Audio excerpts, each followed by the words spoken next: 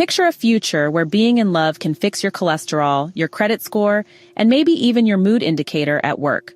Also, you're 39 and already a walking corpse in the eyes of society. Welcome to the near-future hellscape of Lenny Hearts Eunice, where immortality is for sale, but basic human dignity, well, that's on clearance. Hey y'all, welcome to GMBookshop, where we dive into classic African and world literature and review it with a whole lot of heart. Our story begins not in some grimy dystopian laboratory or a sterile corporate dome, but in Rome, the ancient city, the eternal city. Fitting because Lenny Abramov is in the business of selling eternity. Lenny is our man. Middle-aged, well 39, but in his world, that's already enough to get you silently euthanized via job loss and digital erasure.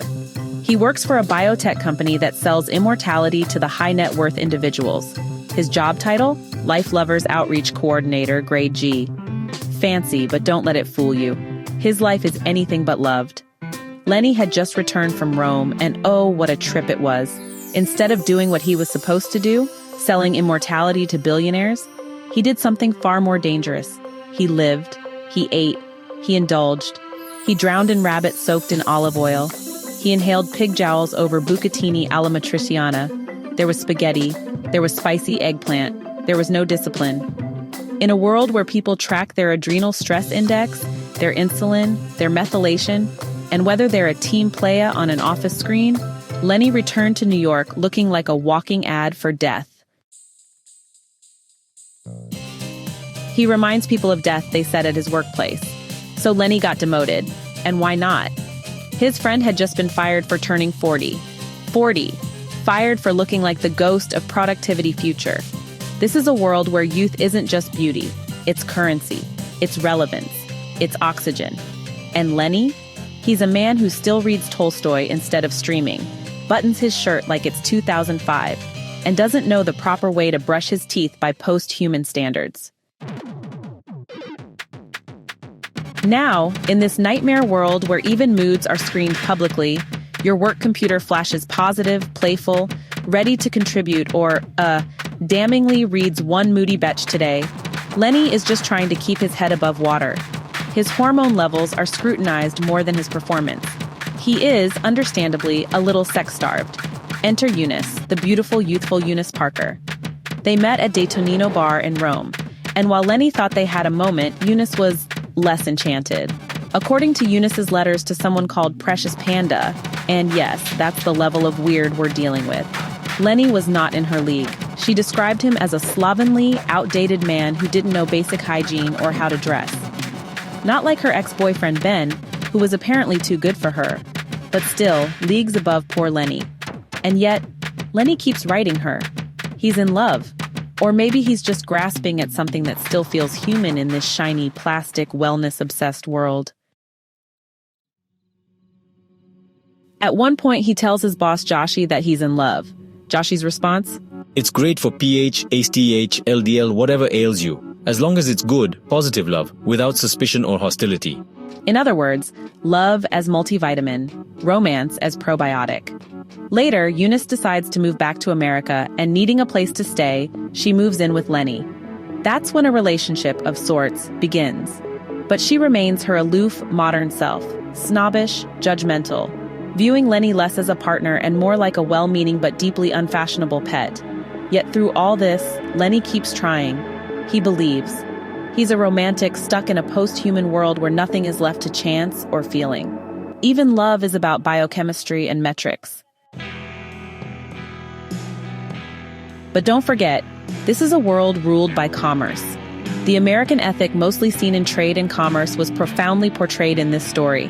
That's clear in the fact that Lenny wasn't just demoted because he looked old, but because he was a terrible salesman. While in Rome, he only sold immortality to one person, just one, in a whole year. In this company, that's like selling one bottle of water in a desert. To make things worse, his finances are tanking.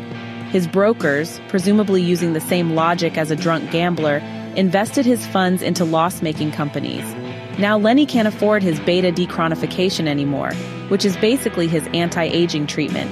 He's aging, and aging is a sin. But just as he's about to crash, something shifts. Back in New York, he returns to his health regimen. He loses weight, regains some composure, rebuilds his image, and lo, he gets back his seat in the office. He even lands a client, a big one, who wants to buy immortality not just for himself, but for his children. This is when Lenny becomes a full-blown snake oil salesman, painting vivid sci-fi pictures of their future. I painted him a three-dimensional picture of millions of autonomous nanobots inside his well-preserved squash-toned body, extracting nutrients, supplementing, delivering, playing with the building blocks, copying, manipulating, reprogramming, replacing blood, destroying harmful bacteria and viruses, reversing soft tissue destruction, preventing bacterial infection, repairing DNA. Woo! And just in case you thought that was over the top, wait till you hear the test this client had to pass. Willingness to live test, H-scan test, to measure biological age, willingness to persevere in difficult conditions test, infinite sadness endurance test, response to loss of child test. Yes, they're literally selling forever, but only to the emotionally optimized. In the end, it was clear that what this company is dealing in is snake oil. And it's not just science fiction satire, it's commentary. Shteyngart draws a clear line between American consumerist fantasies, like longevity, perfection, wellness, productivity, and the old-world groundedness of Europe. There's a culture gap here, and honestly, one side is clearly more obsessed with fighting death through supplements and status updates. This story could have been written yesterday, except, well, it wasn't.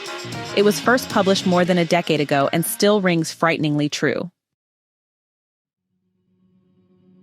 The story I've just narrated and the absurdity we've swum through comes from Lenny Hearts Eunice by Gary Shteyngart, a short story adapted from his satirical novel Super Sad True Love Story.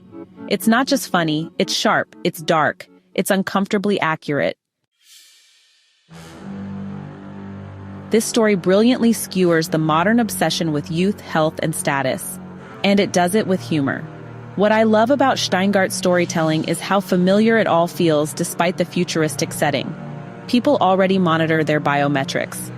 We already optimize our sleep and mood and weight with apps. Honestly, we're halfway into this dystopia, except our nanobots are called Fitbits and Apple Watches.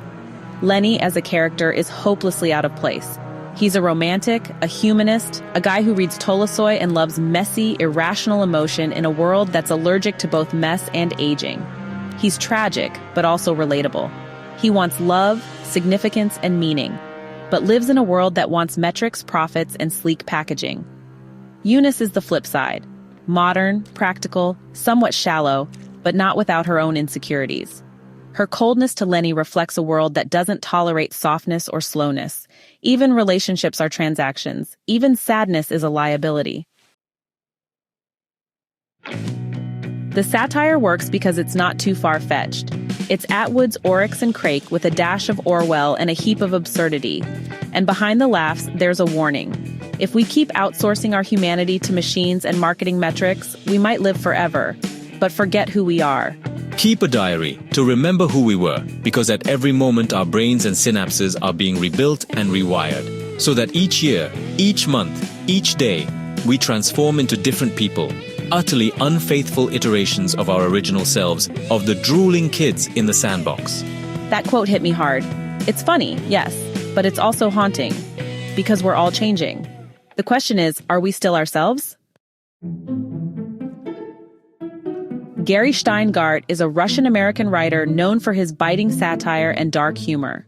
Super Sad True Love Story, from which this short story is derived, was published in 2010 and quickly established itself as one of the funniest yet most disturbing portrayals of modern American anxiety. Shteyngart's works often blend the personal with the political, the romantic with the ridiculous. And here, he's at his finest. If you enjoyed this review, don't forget to like, comment, and subscribe for more.